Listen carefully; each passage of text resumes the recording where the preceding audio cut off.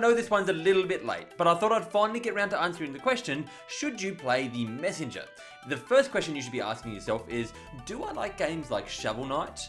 Or what was the other one? Bloodstained Curse of the Moon? If you're fans of these, what games that I call retro revival games that kind of harken back to the NES days but bring back a modern twist on them, then you're probably going to be a fan of The Messenger because it definitely does the same type of thing. It's going for that Ninja Gaiden feel from back in the day, but it definitely brings it forward to the future and puts a nice fun twist on it that I think kind of modernizes the genre in a lot of ways. If you've never played either of those games, then think about whether 2D platformers tickle your fancy, because if they do, then again, this is that type of game. It's a 2D platformer going for that old school appeal. It does do some really cool, unique, new things though. So things like it adds an ability to cloud step, which is one of the, I talked about this before, but it's one of the smartest things this game does. It doesn't just say, hey, you can double jump. It says, hey, you can jump once. And if you want to jump again, you got to hit something in the air.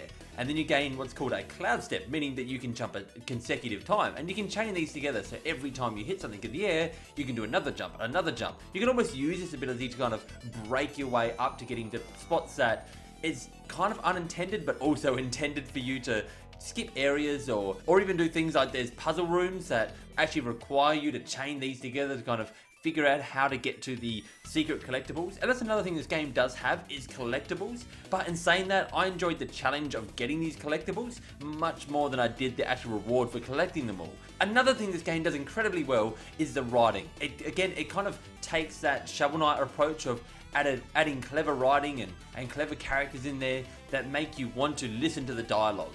And as soon as you kind of jump into this game, you can kind of tell that's the deal. The first time you go to the shop, you're going to meet this shop reaper, as I like to call him, and he is going to sell you some goods like good shopkeepers do, or shop reapers.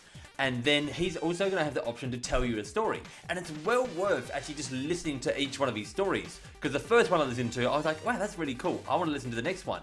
And they continue to kind of stay on par, almost break the fourth wall in a way. And then eventually it started to kind of pull them away a little bit and say, all right, you can't have these for a second. And I found myself going, I want more of these. Don't stop putting these stories in the game. I need more of these. But fortunately, just when I thought that was kind of it for the whole shopkeeper and his story things, the game just boom, it opens up and really breaks the fourth wall like more than you could believe. And I guess that's the kind of point where I have to talk about what happens halfway through this game. It's not really a spoiler, although you might consider it one, because it's shown in the original trailer. So if you've watched the original trailer for the game, you're going to know what happens here. But halfway through the game, it opens up into what people are calling a Metroidvania. But all I would say is the first half of the game is very linear. It's almost like playing Mario, just going level to level. You're going in one direction, and there's secrets you can take on side paths.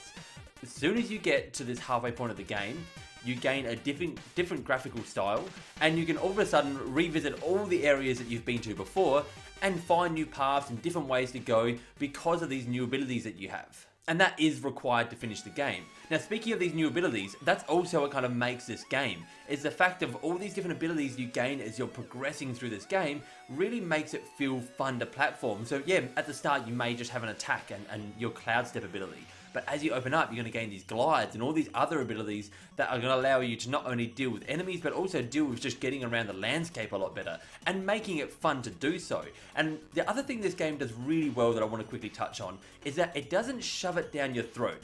These new abilities that you're unlocking and these new ways you're getting of actually moving around this world, the game kind of goes, all right, here's a new ability, so here's the glide. But we're not going to make you use this glide for every single puzzle from now on in the next zone. It says, all right, we're going to scatter some puzzles that are going to require this, but there's also just going to be some platforming and some enemy designs that you're already used to and you already know. So it doesn't really take that Zelda approach. As you know, when you play like a Zelda game, you get a new ability. You might gain the boomerang. And then the rest of that dungeon is just, hey, here's how many different ways we could use that boomerang and make you use that boomerang. It really does leave it up to you to figure out the amount of different ways that you can use it. Another thing that's on point here is the boss design. The bosses are all really fun and they're all quite unique to each other, which I really enjoyed, and I think it's just something that's worth stating because a lot of these games hinge on not only how well the levels are designed, but how well the bosses are designed themselves. And again, they have really witty and unique and fun writing as well, so it just kind of puts a little bit of that icing on top of that cake. So at this point, you still might be questioning whether the game is for you.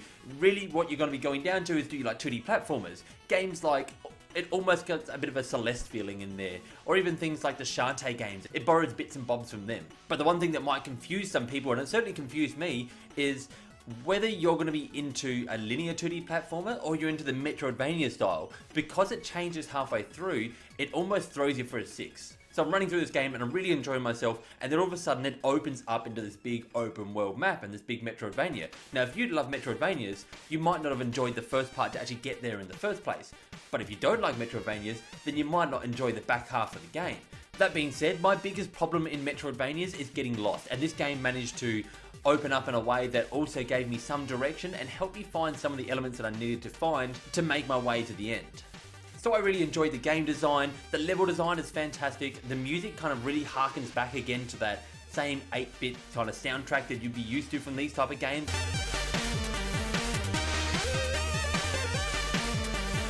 And I think that was really something special. And at the end of the day, if you're someone who enjoys 2D retro style platformers, then I think you're definitely going to find as much enjoyment as I did out of this game. Anyway guys, thank you for watching. Remember, like button, subscribe button, you do you, and for everything Nintendo, stay tuned to Nintendo Everything.